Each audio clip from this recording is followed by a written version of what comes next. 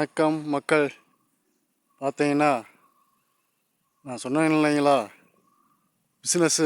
பிஸ்னஸுக்கு 2 லட்ச ரூபா தேவை அப்படின்னு சொல்லியிருந்தேன்.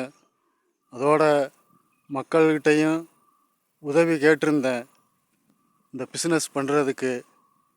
இதில் என்னன்னு கேட்டிங்கன்னா, இந்த பிஸ்னஸ் நம்ம கைக்கு கிடச்சா ஒரு 100 ஏழை குடும்பங்களை வாழ வைக்கலாம்னு சொல்லி மக்கள்கிட்ட உதவிக்காரன் கேட்டிருந்தேன். ஆனால் ஒருத்தர் 5 பைசா கூட கொடுக்கல. இப்போ பார்த்தீங்கன்னா நானே சொந்தமாக வட்டிக்கு பணத்தை வாங்கி இப்போ பிஸ்னஸ் பண்ணிக்கிட்டு இருக்கேனுங்க. இப்போ என்னன்னு கேட்டிங்கன்னா, கம்மியாக பணம் கிடச்சதுனால கொஞ்சமாக பிஸ்னஸ் போயிட்டுருக்குதுங்க. இதுலேயும் பார்த்தீங்கன்னா 5 ஏழை குடும்பங்களுக்கு இந்த பிஸ்னஸை நான் கொடுத்துருக்கேனுங்க.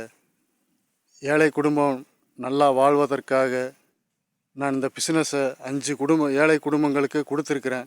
இப்போ பார்த்தீங்கன்னா இந்த வழியாக ஒரு கள்ளக்கிணறுன்னு சொல்லி ஒரு ஊர் இருக்குதுங்க. அந்த ஊருக்கு நான் நடந்து 5 கிலோமீட்ரு வருங்க.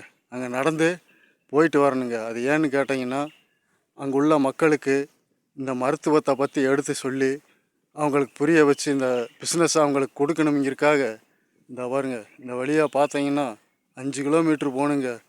காட்டு பாதையில் ஆனை, காட்டெருமைகள், இப்படி பல ஆபத்தான விலங்குகளுக்குள்ள நான் ஒருத்தனாக போய் சந்திச்சுட்டு வரணுங்க மக்களை.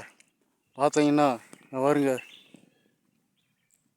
பின்னாடி மருந்து பொருட்கள்லாம் பின்னாடி இருக்குதுங்க. என்னன்னு கேட்டிங்கன்னா, மக்கள் சப்போர்ட் பண்ணணுங்க.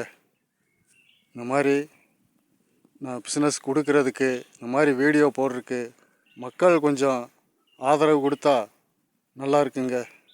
ஒரு சப்ஸ்கிரைபரோ ஒரு லைக்கு கொடுங்க. ஏதோ யூடியூப்பில் ஒரு சின்ன வருமானம் வந்தாலும் ஏழைகளுக்கு உதவுறதுக்கு ஹெல்ப்பாக இருக்குமுங்க. நன்றி, வணக்கம்.